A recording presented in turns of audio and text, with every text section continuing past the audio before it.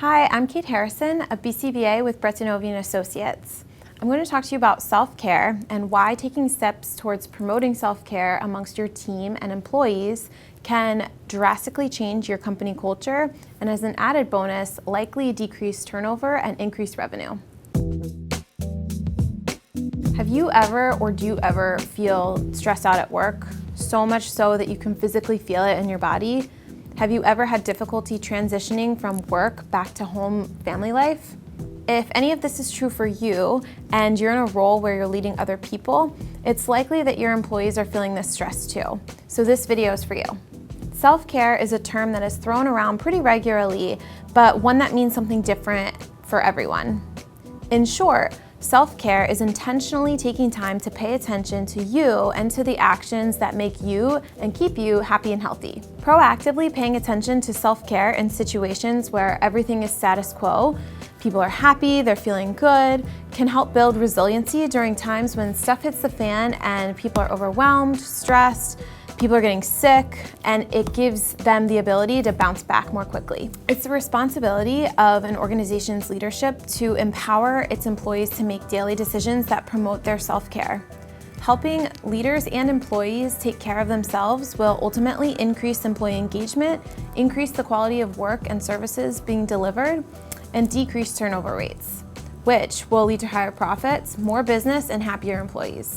Self-care is different for everyone and requires a holistic perspective to really take it on for your organization.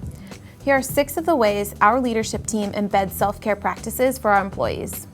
Values are basic and fundamental beliefs that guide our actions and attitudes daily. Identifying your personal values allows you to design and live out a meaningful and fulfilling life. The same goes when an organization identifies their values. Employees are able to perform meaningful and fulfilling work. At our organization, family first is our #1 value. This is something that blew me away at the first interview with the leadership team because I had never really been privy to this type of information had it existed at other organizations, and it was something that was really hammered home at the first interview. An interview process works both ways. The company is interviewing the candidate for the position, and the candidate should be also using this time to determine whether the sought-after position and organization is going to be a good match for them too. This value is not only shared during the interview process, it's carried out every day by staff and leadership. This message is posted in offices, reminded throughout the company communication, and modeled by leadership in various situations when they arise. Identify your company values and encourage your higher-ups to live them out daily. The CEO of our company, Brett DiNovi, encourages every employee to find further meaning in the important work that we do by identifying an area that they're passionate about and pursuing opportunities to excel in it, coach others, and even branch out by creating something new. A niche area can be something that someone wants to learn more about, wants to bring to the company, a project that they may want to develop, and so on and so forth.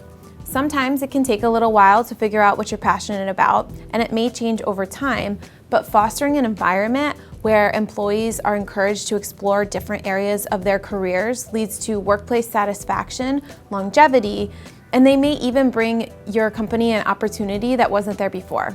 Workplace bullying and belittling is unfortunately not uncommon among any industry, and ours is included. And these kind of behaviors are most definitely not conducive to promoting self-care amongst your team. My colleague, Dr. Paul Gavoni, has a great video related to this topic, which is linked below.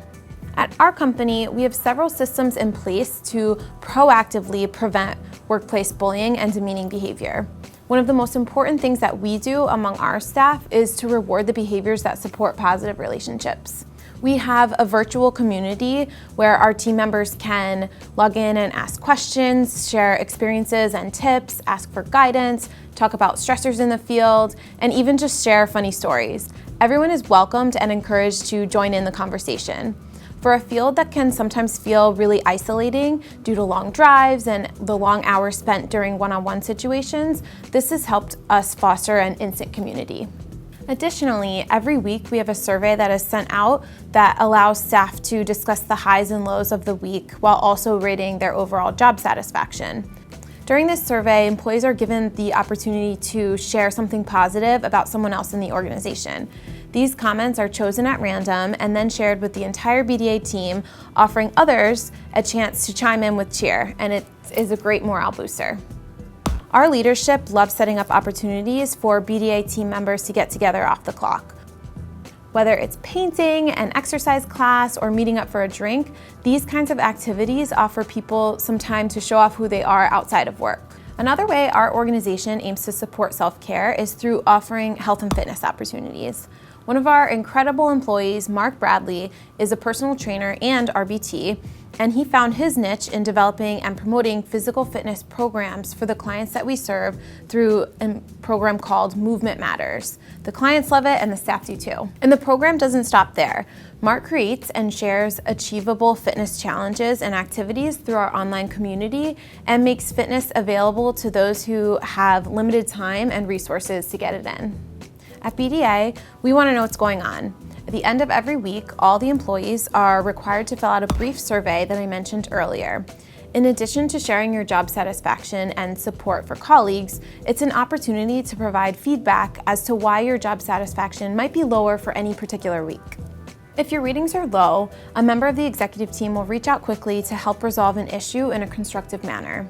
As a new employee, or if you're new to the field, speaking up can sometimes feel uncomfortable, but encouraging employees to voice their opinions and address their concerns allows everyone to have a say and to resolve issues before they get to the point of no return. And lastly, at BDA, we provide comprehensive training during the onboarding process and provide regular opportunities for training with our CEU events, guest speakers, group supervision, and monthly leadership meetings. Staff are encouraged to share their expertise by volunteering to lead one of these events and help identify topics that are important to the entire team. Self-care doesn't always come naturally to people, and it's not always encouraged by organizations. The promotion of self-care has to be modeled by the top down. If you're an owner of an agency or you're part of the leadership of an organization that wants to change the world with behavior analysis and keep your doors open, I encourage you to identify one action that you can take in the next 24 hours that encourages employee self-care and overall well-being. Maybe it's giving a call to one of your employees and asking them what is something they'd like to learn more about, or setting up an invite for an after-work happy hour or yoga class, or maybe it's pulling a team of employees together to identify your own core values. Let us know what you're working on in the comments below. Thanks for watching.